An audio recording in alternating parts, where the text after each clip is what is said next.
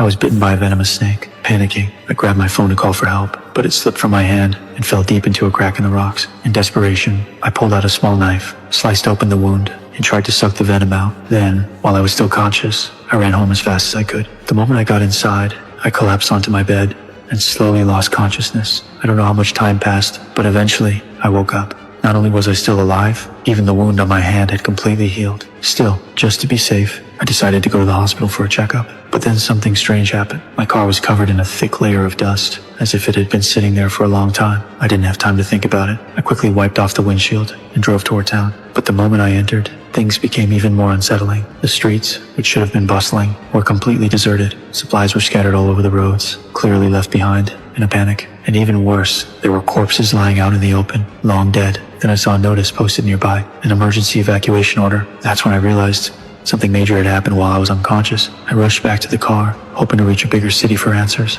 Through a nearby radio broadcast, I finally learned the truth. I had been in a coma for 4 weeks, and during that time, a deadly virus had swept across the world. The infection spread fast, and humanity was nearly wiped out. I drove to the nearest major city, Las Vegas, but all I found there was silence. Though the power grid was still running, the city was eerily empty. The bright neon lights only made the place feel more surreal. I searched for survivors day after day, but found nothing. I was on the verge of breaking down. I floored the gas pedal, ready to end it all. But just then, a stray dog appeared in the middle of the road. Somehow, it had survived the outbreak too, and by pure chance, it stopped me from taking my own life. I decided to take it in and gave it the name Lucky. With a renewed sense of hope, I went to the library and began devouring every book I could on survival, mechanics, medicine, anything to help me live. Over time, I adapted to this post-apocalyptic world. Just me and Lucky, surviving side by side. We lived like that for a year, peacefully, until one day, I spotted smoke rising in the distance.